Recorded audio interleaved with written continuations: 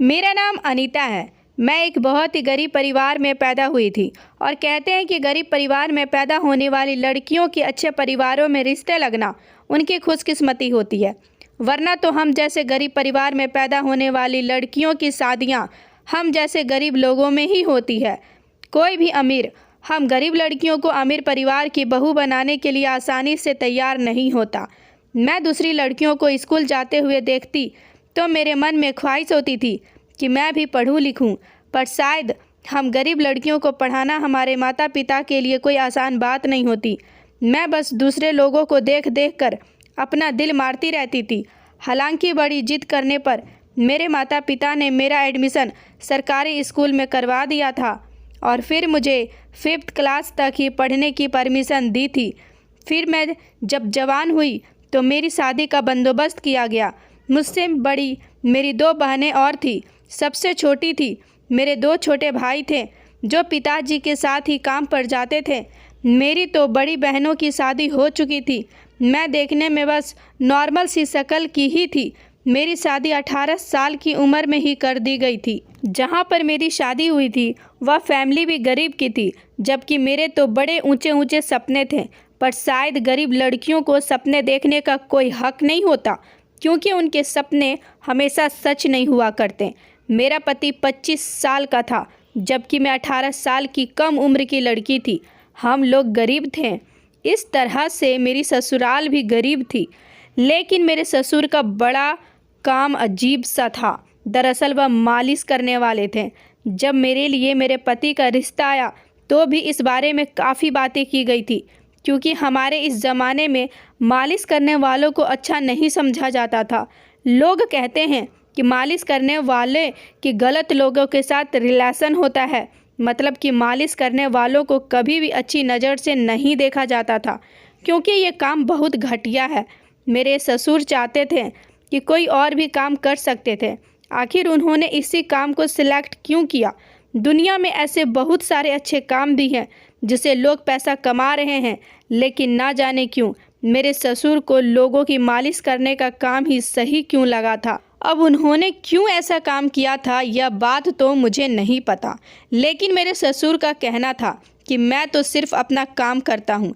रही बात मेरी, तो मैं कौन हूँ? बहुत गरीब बाप की औलाद हूँ। मेरे ससुर ने कहा कि मेरे पिताजी बहुत पुराने वैद्य थे और अपने ही पुराने नुस्खे से लोगों की मालिश किया करते थे। इसी तरह थोड़ा बहुत काम उन्होंने मुझे भी सिखा दिया था, इसलिए मैं भी अपने पिता के पुराने काम को ही बढ़ावा दे रहा हूँ। अब भला मालिश करने वाले का बेटा भी तो मालिश करने वाला ही होगा। मेरे ससुर यह बात कहकर बात ख़त्म कर दिया। कहते थे मेरा पति यह काम नहीं करता था। मेरा पति किसी फैक्ट्री में लगा हुआ था और वहाँ पर मजदूरी करता था। मेरा पति देखने में बहुत अच्छा था, जबकि मैं नॉर्मल सी शक्ल की लड़की थी। उसका रंग गोरा था और हाइट हेल्थ का भी अच्छा था। फ़िलहाल शादी के बाद मेरी ज़िंदगी अच्छी गुजर रही थी। शक्ल सूरत में क्या रखा है। मेरे पति का कहना था कि तुम मुझे बहुत पसंद हो, तुम में कोई कमी नहीं है। मेरे पति का कहना था कि उसने मेरा फ़ोटो देखते ही मुझे पसंद कर लिया था। मेरे माता पिता ने भी देखा था कि लड़के के घर में सिर्फ लड़के का पिता है और लड़का बहुत अच्छा है, घर भी अच्छा है और लड़का भी अच्छा कमाता है। बस यही सारी बातें देखकर मेरे पिता ने मेरी शादी यहाँ पर कर दी थी। मेरे ससुराल में मेरे ससुर के अलावा कोई और नहीं था। मुझे अपने पति का नेचर बहुत पसंद था। वह बहुत मेहनती था और बहुत मेहनत से काम करता था। मेरे पति मेरी हर ज़रूरत को पूरी करता था, जबकि वह भी कोई इतना अमीर नहीं था, लेकिन मेरे लिए किसी अमीर आदमी को से कम भी नहीं था। बस मेरे लिए तो मेरी यही ज़िंदगी है और यही ज़िंदगी की हकीकत है। और मेरी ज़िंदगी के दिन अपने पति के साथ बहुत अच्छे गुजर रहे थे। मेरे ससुर की घर में ही मालिश करने की दुकान थी और वह सुबह ही अपनी दुकान खोल दिया करते थे। जब वह अपनी दुकान को खोलते तो साफ़ सफाई करने में बड़ा ही शोर मचाते थे। सारे सामान को इधर उधर बहुत ज़ोर ज़ोर से पटक पटक कर रखते थे और इसी आवाज़ को लोग समझ जाते थे कि उनकी दुकान खुल गई है। मुझे ये आवाज़ बिल्कुल भी अच्छी नहीं लगती थी, क्योंकि घर में बहुत ज़्यादा शोर होता था और मेरे ससुर सुबह सवेरे ही अपनी दुकान खोल दिया करते थे। ये आवाज़ मेरे दिमाग में सुबह सुबह ही किसी अलार्म की तरह लगती थी। हम दोनों पति पत्नी सो रहे होते थे। दुकान खोलने से पहले ही मेरे ससुर हमारे कमरे का दरवाज़ा ज़ोर ज़ोर से बजा दिया करते थे। यह नहीं सोचते थे कि अभी नई नई शादी हुई है तो आराम से सोने दिया जाए। बेटे और बहू को मेरे ससुर कहते थे कि बहू जल्दी उठ जाओ और मेरे लिए नाश्ता बना दो, मुझे दुकान खोलनी है। मुझे अपने ससुर की इस हरकत पर बहुत गुस्सा आता था, लेकिन सब कुछ करना पड़ता था। मेरे पति तो सुबह के 9 बजे तक फैक्ट्री को जाते थे, लेकिन ससुर तो मुझे सुबह के 6 बजे ही उठा दिया करते थे। मेरा पति सुबह फैक्ट्री जाता और रात को ही घर आता था। कभी कभी तो ओवर टाइम करना होता था। उनको घर आने में रात के 12 भी बज जाते थे। मुझे अपने पति को दोपहर का लंच पैक करके देना होता था, इसलिए उनके खाना बनाने की तैयारी भी करनी होती थी। खाने की आधी तैयारी तो मैं रात को ही कर दिया करती थी और अपने पति के इंतज़ार में मुझे जागते जागते काफ़ी रात हो जाती थी, इसलिए हम देर से सोते थे। लेकिन फिर भी किसी को एहसास नहीं था कि सारे रिश्तेदार बातें करते रहते थे, क्योंकि मेरे ससुर की पत्नी मर चुकी थी और मेरी सास को मरे हुए काफ़ी साल हो गए थे। उन्होंने अभी तक दूसरी शादी नहीं की थी। सबका कहना था कि तुम्हारा पति जब 10 साल का था तभी तुम्हारी सास का देहांत हो गया था। इसके बाद लोगों ने मेरे ससुर पर काफ़ी दबाव बनाया कि वह दूसरी शादी कर ले, जब उनकी अच्छी भली सेहत थी और उस टाइम उनकी उम्र भी कम थी, लेकिन उन्होंने शादी नहीं की। अगर मेरे ससुर शादी कर लेते तो घर में आज कोई औरत होती तो तुम्हारा हाथ बटा देती। मेरे पति अपने माता पिता के इकलौते बेटे थे। उनके बाद उनकी माँ का कोई बच्चा नहीं हुआ और फिर जब वह 10 साल के हुए तो उनकी माँ उन्हें इस दुनिया में से छोड़कर चली गई। मेरे ससुर ने अपने 10 साल के बेटे की अकेले ही परवरिश करके उसको जवान कर दिया। मैं दिल में सोच रही थी कि अच्छा वह मेरे ससुर ने शादी नहीं की, क्योंकि एक तो मेरी सास होती और फिर दूसरे से सौतेली सास होती जो मेरा जीना दुश्वार कर देती। इन हरकतों में तो मेरे ससुर भी कुछ कम नहीं थे। उनके घर में ही दुकान थी, इसलिए वह बार बार घर के अंदर आते जाते रहते थे और अपनी डिमांड्स रखते रहते थे। दिन में ना जाने कितने टाइम्स चाय पीते थे। मैं अपने ससुर के कामों में ही लगी रहती थी और उनके काम थे कि ख़त्म होने का नाम ही नहीं लेते थे। मेरे ससुर ने एक दिन ऐसी हरकत की जिससे मैं हैरान रह गई थी। उनके साथ घर में एक आदमी दाखिल हुआ था जिसको मैं नहीं जानती थी, क्योंकि अभी मेरी शादी को सिर्फ 15 दिन ही गुजरे थे। अभी मैं अपने ससुराल के सारे रिश्तेदार को भी अच्छी तरह से नहीं जानती थी, इसलिए मुझे लगा कि शायद यह लड़का उनका कोई रिश्तेदार होगा। उसने आगे बढ़कर मुझे नमस्ते किया और मैंने उसके नमस्ते का जवाब दे दिया और तभी मैं पीछे पलट गई थी। मेरे ससुर ने मुझे कहा भी नहीं कि उनके लिए चाय बनाकर लाओ। अगर यह रिश्तेदार होता तो मेरे ससुर ज़रूर चाय के लिए कहते। मेरे ससुर उसको अपने कमरे में लेकर चले गए थे और कमरे का दरवाज़ा अंदर से बंद कर लिया था। मैं हैरान हुई कि यह क्या हुआ है। अभी अभी कौन आया हमारे घर में जिसको मेरे ससुर डायरेक्ट अपने कमरे में लेकर चले गए, जबकि मेरे ससुर अपने सारे कस्टमर को अपनी दुकान में ही रखते थे। अभी तक तो मैंने ऐसा ही देखा था, जो भी मेरे ससुर मालिश करवाने आता वह दुकान में आता और दुकान से ही वापस लौट जाता था। यह कौन था जिसे मेरे ससुर घर के अंदर तक लेकर चले आए और अपने कमरे में भी लेकर चले गए और मुझसे ये भी नहीं कहा कि इसके लिए चाय बना दो। लगभग 1 घंटे के बाद वह लड़का बाहर निकाला। उसने आते जाते मेरे ससुर को उनके पैसे दिए और कहा कि तुम्हारे हाथ में जादू है। मेरे पूरे शरीर को सुकून मिल गया है। ऐसा लगता है मैं फिर से जवान हो गया हूँ। और वह लड़का चला गया था। मैंने फिर बातों बातों में अपने ससुर से पूछ ही लिया कि यह कौन था, तो वह कहने लगे कि यह मेरा एक कस्टमर था, इसकी मालिश करनी थी। उसको मेरी दुकान में बैठना पसंद नहीं था, इसलिए मैं इसे अपने कमरे में लेकर आ गया था। इसके शरीर में कुछ ऐसी जगहों पर दर्द था जिसकी मालिश में दुकान में रहकर नहीं कर सकता था। मुझे इसे घर के अंदर लाना ही ठीक लगा। अब जब मैं शादी करके यहाँ आई थी तो मैंने देखा कि मेरे ससुर को लोग बुकिंग पर ही बुलवाते थे और बहुत सारे कस्टमर दुकान के अंदर जाकर दुकान से ही बाहर चले जाते थे। आज पहली बार ऐसा हुआ था कि मेरे ससुर इस लड़के को घर में लेकर आए थे। अब ऐसी भी कौन सी प्राइवेट मालिश थी जो मेरे ससुर को अपने कमरे में लेकर जाकर ही करनी थी? अगर वह चाहते तो दुकान का दरवाज़ा बंद करके भी उसकी मालिश कर सकते थे। भला उनकी दुकान में इतने भी कस्टमर नहीं आते कि उनकी दुकान में भीड़ लगी रहती हो। दिन में गिनती के 2 या 3 कस्टमर ही आते थे।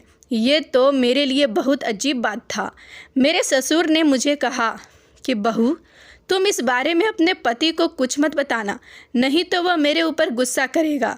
ये जो कस्टमर था, इसको मैंने स्पेशल सर्विस दी थी। यह मुझे घर के अंदर आने का पैसा देकर गया है। मुझे पैसों की वजह से भी मैं उसे घर के अंदर लेकर आ गया था। मैंने अपने ससुर से कहा, अच्छा ठीक है, मैं उनको नहीं बताऊंगी। वैसे भी मुझे अपने ससुर के पैसों से कोई मतलब नहीं था, और अगर एक बार वह घर के अंदर किसी को ले भी आए तो कोई बात नहीं। अब उनको वह कस्टमर घर के अंदर आने के ज़्यादा पैसे दे गया था, तो इसमें उनका फ़ायदा था। इसलिए मैं खामोश रही और अपने पति को कुछ नहीं बताया। लेकिन अब अगले दिन फिर से ऐसा हुआ था। मेरे ससुर फिर किसी को घर ले आए थे और इस बार भी उनका बिहेवियर वही था और मैं इस इंसान को नहीं जानती थी। इसका मतलब वो मेरे ससुर के रिश्तेदारों में से नहीं था। वो भी लगभग 1-2 घंटे अपनी मालिश करवाने के बाद मेरे ससुर को पैसे देकर हमारे घर से चला गया था। मेरे ससुर ने कहा कि यह भी मेरा कस्टमर था और इसने भी मुझे घर के अंदर सर्विस लेने के ज़्यादा पैसे दिए हैं। इसके बारे में भी तुम मेरे बेटे को मत बताना। मैं ये सोचने लगी कि क्या अब यह सब कुछ रोज़ रोज़ होने लगेगा, क्योंकि यह सब कुछ अच्छी बात तो नहीं थी। मेरे ससुर मर्दों को घर के अंदर बुला रहे थे। आजकल तो वैसे भी किसी को कोई भरोसा नहीं है, और फिर मैं इस घर में अकेले ही औरत रहती थी। इस दुनिया में किस किस तरह के क्रीम नहीं हो रहे हैं। अगर कोई इस घर में आ गया और कुछ लूट कर ले गया तो फिर मैं क्या करूंगी? इस घर में मेरी इज्जत लूटने के अलावा कुछ भी नहीं था। अपने ससुर की यह बात सुनकर फिर मैं खामोश हो गई थी। मेरे पति इन दिनों रात को देर से घर आने लगे थे, लेकिन फिर भी उनकी आदत थी कि वह कम से आकर खाना खाने के बाद लगभग आधा घंटा मेरे साथ बात जरूर किया करते थे। मुझसे पूछा करते थे कि तुमने सारा दिन क्या किया और तुम्हारा दिन कैसा गुजरा, और वह मुझे अपनी हर बात बताते थे। आज उन्होंने फैक्ट्री में कैसे काम किया, आज उन पर कितनी मेहनत पड़ी और उन्होंने कितने पैसे कमाए। मेरे पति कुछ पैसे अपने बैंक अकाउंट में भी जमा करते थे ताकि बुरे वक्त में काम आ जाए, और थोड़े से पैसे मुझे खर्चे के लिए दे दिया करते थे, और काम से आते वक्त वह घर का राशन वगैरह भी ले आते थे। इस दौरान मैं अपने पति से अपने ससुर के बारे में बात कर सकती थी, लेकिन मेरे ससुर ने आज भी मुझे सख्ती से मना किया था कि मेरे बेटे को इस घर में कुछ मत बताना, वरना वह गुस्सा करेगा। इसलिए मैं खामोश रही और इस बारे में अपने पति को कुछ नहीं बताया। लेकिन फिर अगली बार मैं अपने पति को इस बारे में बात करने पर मजबूर हो गई थी, क्योंकि इस बार मेरे ससुर एक आदमी को नहीं बल्कि 2 आदमियों को घर के अंदर लेकर आए थे। एक आदमी को वह कमरे के अंदर लेकर चले गए, और जबकि दूसरे आदमी को उन्होंने कमरे के बाहर पहरा देने के लिए खड़ा कर दिया। मैं आंगन में झाड़ू लगा रही थी। मेरे ससुर का कमरा मेरे कमरे के बिल्कुल सामने था। 2 आदमियों चारों तरफ नजरें दौड़ा कर देख रहा था, और साथ ही साथ मुझे भी घूर घूर कर देख रहा था। हमारा किचन भी आंगन में ही बना हुआ था। भला शाम का टाइम हो रहा था और मुझे रात के लिए खाना भी पकाना था, इसलिए मेरा आंगन में रहना बहुत ज़रूरी था, वरना खाने को देर हो जाती। हमारा खुला हुआ किचन था, इसलिए वह मुझे बार बार देख रहा था। लेकिन मैंने अपने साड़ी के पल्लू को सर पर रख लिया और थोड़े से पल्लू से अपना चेहरा भी ढक लिया और खाना पकाती रही। मैं जब भी उस आदमी की तरफ ध्यान देती तो देखती थी कि उसकी नज़र मुझ पर ही होती थी। मैं अब उसकी नज़रों से बहुत तंग आ गई थी, इसलिए मैं अपने कमरे के अंदर चली गई। मैंने चूल्हे पर बनते हुए खाने को छोड़ दिया और मैं गैस ऑफ करके अपने कमरे में आ गई, क्योंकि मैं अब उसकी नज़रें खुद पर और ज़्यादा बर्दाश्त नहीं कर सकती थी। मैं जब कमरे में आई तब भी वह मुझे ही देख रहा था, क्योंकि वो मेरे कमरे के बिल्कुल सामने ही खड़ा हुआ था। इस टाइम मुझे बहुत डर लग रहा था, क्योंकि ना जान ना पहचान और यह इंसान हमारे घर में मौजूद था और मेरे ससुर अपने कस्टमर के साथ कमरे के अंदर थे। मैं घर में अकेली थी। अगर कुछ ऐसा वैसा हो जाता तो किसी को क्या पता चलता कि बाहर क्या हो रहा है। अगर ये आदमी मुझ पर हमला कर देता तो मेरे ससुर के बाहर आने तक तो मेरी इज्जत लुट चुकी होती। अब मैं भी अकेली थी, क्या कर सकती थी अकेली? इस घर में कोई दूसरा मौजूद भी तो नहीं था जिससे मैं मदद मांग लेती, या फिर मैं अपने घर को छोड़कर कहीं जाती तो नहीं जा सकती थी, क्योंकि मैं अभी आस पड़ोस के लोगों को जानती भी नहीं थी। अब बिना जान पहचान के तो मैं किसी के घर पर भी जाकर नहीं बैठ सकती थी, इसलिए मैंने अपने कमरे में ही आना बेहतर समझा। मैंने अब अपने कमरे के दरवाजे को अंदर से बंद कर लिया था, क्योंकि मुझे डर लग रहा था कि कहीं यह मेरे कमरे के अंदर ना आ जाए और दरवाजे को अंदर से बंद करके मेरे साथ कुछ गलत ना कर दे। मैं इस तरह से मुसीबत में भी भर सकती थी, इसलिए मैंने खुद ही कमरे के दरवाजे को अंदर से बंद कर लिया और बेड पर बैठ गई और इस आदमी के जाने का इंतज़ार करने लगी कि कभी ये आदमी जाए और कब मैं बाहर निकलकर खाना पकाऊं। थोड़ी देर बाद मेरे कमरे का दरवाज़ा बजने लगा। मुझे लगा कि शायद वह आदमी आ चुका होगा। मेरे ससुर दरवाज़ा बजा रहे थे, इसलिए मैंने बिना कुछ कहे ही दरवाज़ा खोल दिया। मैंने देखा कि दरवाजे पर वही आदमी मौजूद था। मैंने कहा, क्या है? तो वह कहने लगा, मुझे आपसे कुछ बात करनी है। वह बहुत आराम से बात कर रहा था, लेकिन मैंने उसे गुस्से से जवाब दे दिया, क्योंकि मेरी माँ ने मुझे समझाया था कि अगर कोई अनजान इंसान तुमसे बात करे तो उसे तुम्हें गुस्से से ही बात करनी है, अपनी तरफ से उससे इज्जत से बात नहीं करनी है।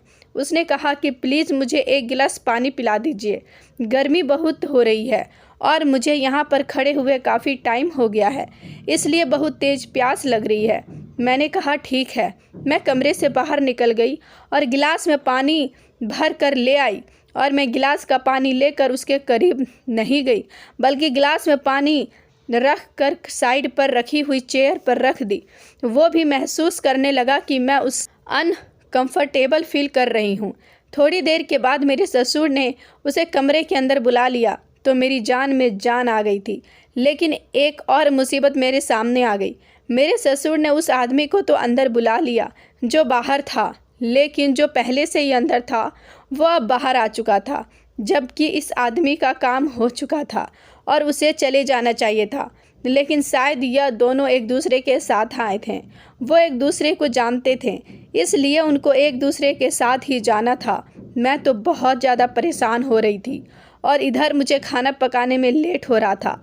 अब मैं फिर से वापस अपने कमरे में आ गई और कमरे के दरवाजे को अंदर से बंद कर लिया। मैं अपना सर पकड़कर बैठ गई थी। मैं क्या करूं? अब मैंने सोच लिया था कि मैं अपने पति को आज सब कुछ बता दूंगी, क्योंकि मैं अब हर रोज़ इस तरह से परेशान नहीं हो सकती और यह बात कोई छुपाने वाली नहीं थी। इस दूसरे वाले आदमी ने तो और भी ज़्यादा घटिया हरकत की थी। मैंने घंटे में टाइम देखा तो काफ़ी देर हो चुकी थी और मुझे खाना पकाने में बहुत लेट हो रहा था। मैं तंग आकर कमरे से बाहर निकल गई थी और अपने खाना पकाने में बिजी हो गई थी। उस आदमी ने मुझे देखकर कहा कि क्या आपकी नई नई शादी हुई है? मैंने उसे कहा कि तुमसे क्या मतलब, मेरी नई शादी हुई हो या नहीं? वो कहने लगा, मैं इसलिए पूछ रहा हूँ क्योंकि आपके कपड़े देखकर लग रहा है वो मेरे कपड़े देख रहा था। इसका मतलब यह था कि वह मेरा शरीर भी देख रहा है। मुझे उसकी इस बात पर बहुत ज़्यादा गुस्सा आया था। मैं उसकी इस घटिया बात पर बिल्कुल खामोश रही और अपने काम में ध्यान बटाने लगी। थोड़ी देर के बाद मेरे ससुर उन दोनों आदमियों को लेकर घर से बाहर चले गए थे। तब जाकर मैंने सुकून भरा सांस लिया था। मेरी अपने ससुर से कोई बात नहीं हुई थी, क्योंकि वह मेरे पति के आने से पहले ही वह अपने कमरे में चले गए थे। रात को जब मेरे पति घर आए तो मैंने उसको सब कुछ बता दिया था। मेरे पति को यह बात सुनकर बहुत गुस्सा आया था। उन्होंने कहा कि तुम्हें तो यह बात मुझे पहले ही बता देनी चाहिए थी। मैंने कहा, लेकिन आपके पिताजी ने मुझे मना किया था कि इस बात के बारे में अपने पति को मत बताना, और फिर मैंने सोचा कि वह मेरे बड़े हैं और मुझे उनका कहना मानना चाहिए, इसलिए मैंने उनकी बात मान ली थी और आपको नहीं बताया था। लेकिन अब तो हद हो गई है। अब तो मुझे घर में रहते हुए बहुत ज़्यादा डर लगने लगा है, क्योंकि आज जो आदमी आए थे वह दोनों ही बहुत ज़्यादा डरावने लग रहे थे और मैं घर में अकेली थी। मैं कहाँ जाती? घर से निकल कर भी तो कहीं नहीं जा सकती थी। मेरे पति ने कहा कि मैं पिताजी से बात करता हूँ। उन्होंने अपने पिताजी से बात की और फिर उन दोनों बाप बेटे के बीच झगड़ा शुरू हो गया। मेरे पति वापस आए तो उन्होंने कहा कि वह जो कर रहे हैं उन्हें करने दो, आगे से कभी तुम मेरे पिता के मैटर में नहीं बोलोगी। मैंने अपने पति से कहा, यह क्या बात हुई? आपने तो कहा था कि मैं जाकर बात करता हूँ। आप तो बड़े खुश होकर बाहर आ गए थे बात करने के लिए, फिर क्या हुआ? ये बात करके आए हो? मेरे पति कहने लगे कि पिताजी को बहुत ज़्यादा गुस्सा आ गया है कि यह मेरा घर है, मैं यहाँ चाहे जो करूँ। अगर तुम्हें मुझसे प्रॉब्लम है तो तुम यहाँ से जा सकते हो, और अगर आगे से तुम्हारी पत्नी ने मेरे किसी भी काम में रुकावट डालने की कोशिश करी तो मैं खुद तुम दोनों पति पत्नी को घर से निकाल दूंगा। देखो, हम गरीब लोग हैं, मेरी भी इतनी मजबूरी नहीं है कि मैं बड़ी मेहनत से पैसा कमाता हूँ। अब मैं अलग मकान तो नहीं खरीद सकता और ना ही किराए के मकान में जाकर रह सकता हूँ, इसलिए इस घर में जो हो रहा है होने दो। इससे तुम्हें कोई प्रॉब्लम नहीं होनी चाहिए। अगर किसी वजह से पिताजी ने हमें निकाल दिया तो हमारे पास जाने को कोई और जगह भी नहीं है, क्योंकि यह घर मेरे पिता के नाम है। इसलिए वह जो भी करते हैं चुपचाप खामोशी से बर्दाश्त करती रहो। मैंने अपने पति से कहा, यह क्या बात हुई? अगर कल को किसी मेरे ऊपर हमला कर दिया तो मैं क्या करूँगी? तुम क्या समझते हो मैं किसी से भी लड़ाई झगड़ा करने के लिए तैयार हूँ? मेरे अंदर बहुत ताकत है, मैं अपना बचाव नहीं कर सकती। तो मेरे पति ने कहा कि बुरी बुरी बातें मत सोचो करो, अभी कुछ नहीं होगा। तुम खुद परेशान हो रही हो, साथ में मुझे भी कर रही हो। मैं रात को जल्दी घर आ जाया करूँगा, इससे ज़्यादा मैं तुम्हारे लिए और कुछ नहीं कर सकता। अपने पति की बात सुनकर मैं तो हैरान हो गई थी। मेरा पति तो बड़े शौक के साथ अपने पिता की इन बातों को सुनकर वापस आ गया था। इज्जतदार लोगों के लिए यह बात बहुत बड़ी होती है कि घर में औरत के होते हुए अनजान लोगों का आना जाना गलत बात है, पर यहाँ मेरे पति को तो कोई फ़र्क ही नहीं पड़ रहा था। मैं अपने पति से अगर और कुछ कहती तो वह कहते कि मुझे परेशान मत करो, मैं पहले से ही बहुत परेशान हूँ। मेरे दिमाग में बहुत सारी मुसीबतें हैं, मैं और ज़्यादा मुसीबत में नहीं फंसना चाहता। मैंने भी फैसला कर लिया था कि मैं अब अपने पति को तंग नहीं करूँगी। मेरे ससुर पहले तो उम्रदार आदमियों को घर लेकर आ रहे हैं, लेकिन अब वो जवान लड़कों को भी घर लेकर आने लगे थे। इससे पहले जवान लड़का सिर्फ एक बार ही आया था। मैंने सोचा कि इतने सालों में मेरे ससुर का काम उसकी दुकान में ही चल रहा है, अब मेरे आने से भला मेरे ससुर ऐसी कौन सी प्राइवेट सर्विस उनको कमरे के अंदर देने लगे हैं। मेरी तो कुछ समझ नहीं आ रहा था। इन लड़कों की उम्र 18 साल से कम होती है और मैं यह सोचकर हैरान हो रही थी कि इन लड़कों को भला मालिश की क्या ज़रूरत होती है। जवान है, हट्टे कट्टे है, अच्छा खासा खा पी रहा है, अपनी सेहत बना सकता है। दिन इसी तरह से गुजरने लगे। एक दिन मैंने देखा कि मेरे ससुर किसी की मालिश कर रहे थे। कमरे का दरवाज़ा खुला हुआ था, दोपहर का टाइम था और मैं अपने कमरे में सो रही थी। जागने के बाद जब मैं अपने कमरे से बाहर निकली तो मैंने देखा कि एक लड़का अपने घर के आंगन में टहल रहा था और चारों तरफ बड़ी गौर गौर से देख रहा था। मैंने कहा, क्या काम है तुम्हारा? अगर मेरे ससुर से मालिश करवाने आए हो तो ढंग से एक तरफ खड़े नहीं रह सकते, पूरे घर में घूरने की क्या ज़रूरत है? उसकी आवाज़ कुछ लड़कियों जैसी थी, कद में बहुत छोटा था। उसने जीन्स की पैंट और शर्ट पहनी हुई थी, जबकि उसने इतनी गर्मी में अपने सर पर टोपा लगाया हुआ था और चेहरे पर मास्क था। उसने मुझसे कहा, मैं बाथरूम जाना चाहता हूँ, मुझे बाथरूम नज़र नहीं आ रहा है। मैंने कहा, यहाँ क्या तुम लोग बाथरूम करने आते हो? जो काम है वह करो और हमारे घर से निकल जाओ। मैंने उससे बहुत ही गुस्से से बात की थी, क्योंकि मुझे उसकी इस तरह से अपने घर में टहलता हुआ देखकर गुस्सा आने लगा था। रात को जब मेरा पति आया तो मैंने फिर से उनसे कहा कि आज फिर एक जवान लड़का हमारे घर में आया था और पूरे घर में टहल रहा था। मेरे पति ने तो साफ साफ कह दिया था कि मुझसे इस बारे में कोई बात मत किया करो, मैं पहले ही बहुत परेशान रहता हूँ। मैं भी बहुत परेशान थी और मेरे पति को मेरी परेशानी नज़र नहीं आ रही थी और इस घर में जो हो रहा था वह कोई अच्छी बात नहीं थी। यहाँ पर अनजान मर्दों को घर में लाया जा रहा था। अब ये छोटे कद वाला लड़का हर दिन हमारे घर में आने लगा था। ये लड़का बहुत ही अजीब था। लेकिन जब भी यह घर में आता तो अपने चेहरे को छुपा कर ही आता था। अभी तक मैंने उसका चेहरा नहीं देखा था क्योंकि इसके चेहरे पर मास्क लगा हुआ होता था। ये मुझे बहुत कम उम्र का लगता था। मैं उससे कहती, तुम अपना चेहरा छुपा कर क्यों रखते हो? तो उसने कहा कि धूप से मेरे फेस पर एलर्जी हो जाती है, इसलिए मैं अपने चेहरे मास्क लगा कर रखता हूँ। उस लड़की की आवाज़ मुझे कुछ लड़कियों जैसी लगती थी। मेरे ससुर उसको कमरे में लेकर चले जाते 2 घंटे से पहले बाहर नहीं निकलते थे, जबकि इससे पहले अगर कोई कस्टमर आता तो मेरे ससुर उसे 1 घंटे से पहले कमरे से बाहर निकाल देते थे। और जब यह लड़का आता तो मेरे ससुर 2, 3, 4 या कभी कभी तो 5-5 घंटे भी लगा दिया करते थे। जब वो लड़का चला जाता तो मेरे ससुर उसके दरवाजे तक भी उसे छोड़ने के लिए जाते थे। वो मेरे ससुर को पैसे नहीं देता था। शायद फिर मैंने उसे देखा नहीं था पैसे देते हुए, या फिर वह कमरे के अंदर पैसे दे देता था।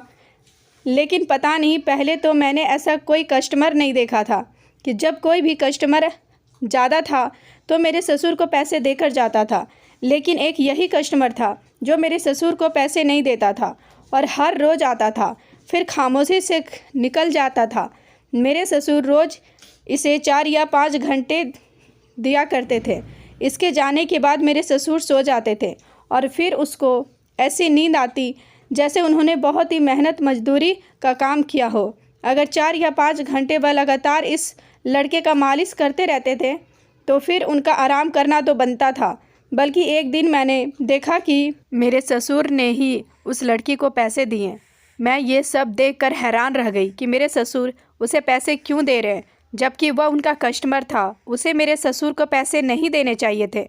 फिर मेरे दिमाग में एक बात आई कि हो सकता है मेरे ससुर उसके बचे हुए पैसे दे रहे होंगे।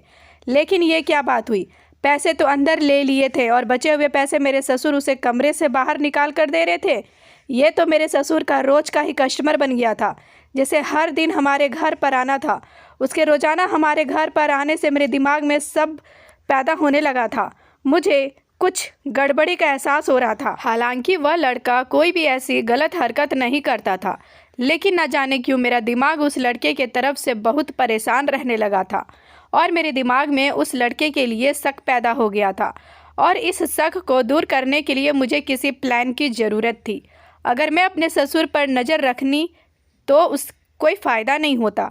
हर रोज़ मेरे ससुर उस लड़के को कमरे में लेकर चले जाते थे और कमरे को अंदर से बंद भी कर लिया करते थे। कमरे में कोई खिड़की भी नहीं थी जो मैं झांक कर कुछ देख लेती। अगर मैं अपने ससुर से इस बारे में पूछती तो मुझे यकीन था कि वह मुझे इस बारे में कुछ भी नहीं बताएंगे। मैंने अपने पति से भी कहा कि तुम इस बारे में पिताजी से बात करो। वह भी अपने पिताजी से कोई बात नहीं करना चाहते थे, क्योंकि पिछली बार भी वह भीगी बिल्ली बनकर वापस आ गए थे। इसलिए मुझे जो भी करना था खुद ही करना था और पता लगाना था कि यह लड़का कौन है और मेरे ससुर के पास रोज़ क्यों आता है, जबकि बाकी के कस्टमर तो कभी कभी आते थे। और अब जब से इस लड़के ने हमारे घर पर आना शुरू किया है, तब से इसके अलावा मेरे ससुर के पास और कोई भी कस्टमर नहीं आता था, क्योंकि मेरे ससुर दोपहर के 1 बजे जब इस लड़के के साथ कमरे में घुसते तो 5 या 6 बजे ही कमरे से बाहर निकलते थे और उन्होंने अपनी दुकान भी खोलना बंद कर दिया था। मुझे पता लगाना था कि आखिर इन दोनों के बीच क्या चल रहा है और ये दोनों बंद कमरे के अंदर क्या करते हैं। मेरे ससुर जब उस लड़के को कमरे के अंदर लेकर जाते तो खुद उसे अंदर बैठाकर थोड़ी देर के लिए घर से बाहर चले जाते थे और फिर जब वह घर में आते तो ऐसा लगता था जैसे वह कोई चीज़ छुपा कर घर के अंदर लेकर आ रहे हैं। मुझे यह सब कुछ जानना था और एक दिन मेरे प्लान के मुताबिक सब कुछ होने लगा। वो लड़का जब घर पर आया तो मेरे ससुर घर पर नहीं थे। उस दिन वो अपनी नज़र चुराते हुए मुझसे अपनी लड़कियों वाली आवाज़ में पूछने लगा कि वो आपके ससुर कहाँ हैं। मैंने कहा कि उनके किसी दोस्त की तबीयत ख़राब है, वह उसे अस्पताल देखने के लिए गए हैं, थोड़ी देर में आ जाएंगे, तुम कमरे में जाकर बैठ जाओ, वह थोड़ी देर में आते ही होंगे। उसको मैंने कमरे में भेज दिया और उसे कहा कि मैं दरवाज़ा बंद करके पड़ोस वाले घर में जा रही हूँ, अगर मेरे ससुर दरवाज़ा बजाए तो तुम दरवाज़ा खोल देना। वो लड़का अभी मेरे ससुर के कमरे में बैठा हुआ था। वो कहने लगा, ठीक है, आप चली जाओ। मैं घर से बाहर नहीं गई थी और मैंने दरवाजे को नॉर्मल तरीके से बंद कर दिया था। मैं अपने कमरे में छुप गई थी और मैंने सोच लिया था कि जब मेरे ससुर घर पर दरवाज़ा बजाएंगे तो यह लड़का दरवाज़ा खोलने के लिए जैसे ही कमरे से बाहर निकलेगा, मैं फ़ौरन अपने कमरे से निकलकर अपने ससुर के कमरे में छुप जाऊंगी और देखूंगी कि यह दोनों आपस में क्या करते हैं। मैंने ऐसा ही किया। थोड़ी देर में मेरे ससुर ने दरवाज़ा बजाया। वो लड़का कमरे से बाहर निकला और दरवाज़ा खोलने के लिए कमरे से निकल गया। मैं चोरी छुपके अपने कमरे से भागकर फ़ौरन अपने ससुर के कमरे में चली गई। मेरे ससुर के कमरे में अलमारी रखी हुई थी और उसके बराबर में थोड़ी सी जगह खाली थी। मैं अलमारी के पीछे छुप गई। जैसे ही वह दोनों कमरे के अंदर आए, मेरे ससुर ने दरवाज़ा बंद करने की कोशिश की, लेकिन वो लड़का कहने लगा, दरवाज़ा बंद मत करो पिताजी, भाभी घर से गई हुई है। मेरे ससुर ने कहा कि अच्छा ठीक है, वह तुम्हें बताकर गई है क्या?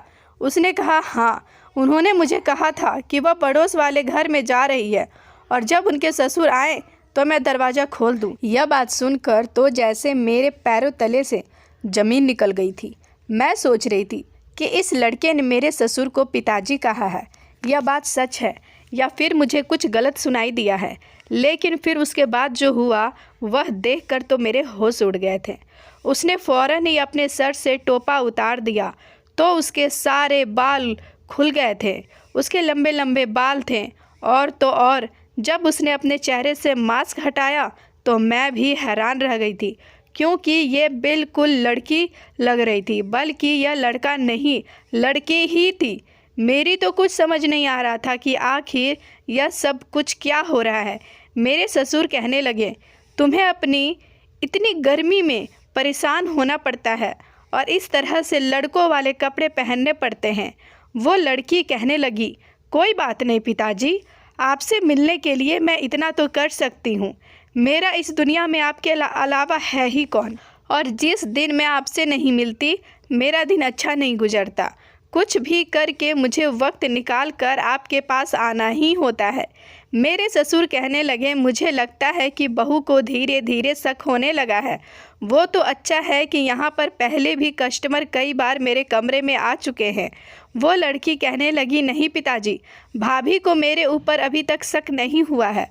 उनको यही लगता है कि मैं लड़का हूँ। अगर ऐसा कुछ होता तो वह मुझसे पूछने की कोशिश ज़रूर करती, लेकिन उन्होंने कभी मुझसे कोई सवाल नहीं किया। मैं उस दोनों की बातें बड़ी हैरानी से सुन रही थी। भला यह मेरे ससुर की बेटी थी, जो मेरे ससुर इससे बेटी बेटी करके बात कर रहे थे, और यह मेरे ससुर को पिताजी कह रही थी। अब मुझे इन दोनों की बातें सुनते हुए बहुत देर हो गई थी। अब मैं इस राज को पर्दा उठाना चाहती थी कि भला ये लड़की कौन है। इसलिए मैं उन दोनों के बीच में आकर खड़ी हो गई और मुझे देखकर दोनों के चेहरे का रंग उड़ गया। मैंने कहा, यह सब कुछ क्या हो रहा है? वो लड़की जल्दी से अपना मास्क ढूंढने लगी ताकि अपने चेहरे को छुपा सके। मैंने कहा, मैडम, अब आपको अपना चेहरा छुपाने की कोई ज़रूरत नहीं है, क्योंकि मैं समझ गई हूँ कि तुम कोई लड़का नहीं बल्कि लड़की हो और तुम काफ़ी दिनों से मुझे बेवकूफ़ बना रही हो। मैंने अपने ससुर की तरफ देखा और उन्हें कहा कि आप मुझे साफ साफ बता दो कि यह लड़की कौन है, वरना मैं यह सब कुछ आपके बेटे को बता दूंगी। वो लड़की कहने लगी, भाभी, पिताजी को इस तरह की कोई बात मत करो, मैं आपको सब कुछ बताती। मेरे ससुर एक तरफ को सर झुकाए हुए खड़े थे। उसने मुझे बताया कि यह मेरे पिता हैं, हम दोनों का कोई गलत रिश्ता नहीं है और ये मेरे सगे पिता हैं। इससे पहले वो लड़की और कुछ कहती, मेरे ससुर ने कहा, आगे की बात मैं तुम्हें बताता हूँ बहू। मेरे ससुर कहने लगे, बहू, दरअसल जब मेरी पत्नी की मौत हुई तो उसके 2 साल बाद मैंने दूसरी शादी कर ली थी, चोरी चुपके से। इसके बारे में मैंने अपने बेटे को नहीं बताया था और फिर मेरी दूसरी पत्नी से मेरी यह बेटी पैदा हुई थी। मेरी दूसरी पत्नी इस घर में कभी नहीं आई, बल्कि मैं ही उसके घर जाता था। मेरी दूसरी पत्नी के माता पिता इस दुनिया में नहीं थे। मैंने उससे शादी करके उसको सहारा दिया था और उसको अपना नाम दिया था। मैं उसके घर खर्चा पानी का सारा सामान देकर आता था। मैंने इस रिश्ते को अपने बेटे से छुपाकर इसलिए रखा क्योंकि जिस औरत से मैंने शादी की थी वो पहले एक तवाइफ थी और इस नर्क से बाहर निकालना चाहती थी। मैंने उससे शादी करके उसे इस नर्क से बाहर निकाल दिया था और उसे एक अलग घर देकर दे दिया था। वह दूसरे घर में रहती थी। इसी तरह से उसने पूरे 15 साल गुजार दिए और मेरे बेटे को मेरी दूसरी शादी और मेरी बेटी के बारे में कुछ पता नहीं चल सका। अभी पिछले 6 महीने पहले मेरी दूसरी पत्नी की किसी बीमारी की वजह से मौत हो गई। तब से ही मेरी यह बेटी बेसहारा हो गई और फिर तुम भी शादी करके इस घर में आ गई। जब तुम्हारी शादी नहीं हुई थी तब ये मेरे बेटे के पीछे यहाँ मुझसे मिलने आती थी, पर जब से तुम इस घर में आई हो मेरी बेटी घर में आने से डरने लगी थी। मेरी बेटी के पास तो मुझे जाने का टाइम नहीं होता था, इसलिए मैंने इसे बताया कि तुम लड़के का रूप बदलकर मेरे घर पर मुझसे मिलने के लिए आ जाया करो। मैं बहू से कह दूंगा कि यह मेरा कस्टमर है, तभी यह मुझसे मिलने के लिए आती है। मैं इसे खर्चे के कुछ पैसे और इसकी ज़रूरत का सामान लाकर दे देता हूँ। यह मेरी बेटी है और अगर मेरे बेटे को इस बारे में पता चला कि यह एक ऐसी औरत की बेटी है जो तवाइफ थी, तो मुझे पता है कि कभी वह मेरी इस शादी को एक्सेप्ट नहीं करेगा। इसलिए मैंने इतने सालों से उससे यह बात छुपा कर रखी और उसे अपनी बेटी के बारे में भी इसलिए नहीं बताया था। अपने ससुर की यह बात सुनकर मैं बहुत शर्मिंदा हुई थी कि मेरे ससुर ने तो किसी बेसहारा औरत से शादी करके उसे सहारा दिया था। मेरे ससुर ने कहा कि सारे कस्टमर दुकान में ही आते हैं, मुझे अपनी बेटी को घर में बुलाना था। इसलिए मैंने इसके आने से पहले 2-3 कस्टमर को घर में बुलाया था कि जब मेरी बेटी बार बार लड़का बनकर घर में आए तो तुम्हें ज़्यादा शक ना हो। मैंने अपने ससुर से कहा कि मुझे माफ़ कर दीजिएगा पिताजी, मैंने आप पर शक किया और अब मेरी नंद चोरी छुप के आपसे मिलने की नहीं आएगी। आपने कुछ गलत नहीं किया, मैं खुद अपने पति से इस बारे में बात करूंगी। जब रात को मेरे पति घर आए तो मैंने उनसे उनकी बहन को मिलवाया और फिर मैंने उसको कभी अपने घर से बाहर नहीं जाने दिया, क्योंकि उस बेचारी की माँ भी इस दुनिया से चली गई थी। एक पिताजी ही है उसका सहारा थे, जिसने वो चुपके मिलने आती थी और सारा दिन वो अपने घर में अकेली रहती थी। अब मैंने ठान लिया था कि मैं भी उसे इस घर में सारा दिन अकेली रहती हूँ। मेरी नंद अब मेरे साथ ही इस घर में रहेगी। मैंने अपने पति को सब कुछ बता दिया और मेरे पति ने मेरे ससुर से कहा, लेकिन आपको मुझे बताना चाहिए था। मैं इतना भी बुरा नहीं हूँ कि किसी को बेसहारा की तकलीफ़ को समझ नहीं सकूँगा। ये लड़की इस घर में रह सकती है, लेकिन इससे पहले आपको एक वादा करना होगा कि आप आज के बाद कभी मालिश करने वाला काम घर में नहीं करेंगे और घर में किसी भी तरह का मर्द नहीं आएगा। मेरे ससुर ने कहा कि मैं इस काम को पूरी तरह से छोड़ दूंगा और घर में कोई भी मर्द नहीं आएगा। मैं तुमसे वादा करता हूँ और जैसा तुम कहोगे इस घर में वैसा ही होगा। अब सारी बात क्लियर हो गई थी और हम सब लोग प्यार मोहब्बत से रहने लगे। मेरी नंद मेरे घर पर ही रहने लगी थी। उसकी उम्र सिर्फ 16 साल की थी। हम उसका बहुत ख्याल रखते हैं और वह मुझसे बहुत प्यार करती है। अब हम सब लोग मिलकर एक साथ एक ही परिवार में रहते हैं और अब मेरी सारी टेंशन पूरी तरह से दूर हो चुकी है। दोस्तों, उम्मीद करती हूँ आपको यह हमारी कहानी पसंद आई होगी। कहानी पसंद आई है तो वीडियो को लाइक कर, चैनल पर नए हैं तो चैनल को सब्सक्राइब जरूर करें और हाँ, नोटिफिकेशन बेल को ज़रूर दबाएं ताकि अगली अपडेट सबसे पहले आपको मिले। अपना ख्याल रखें। कल मिलते हैं एक नई कहानी के साथ। धन्यवाद दोस्तों।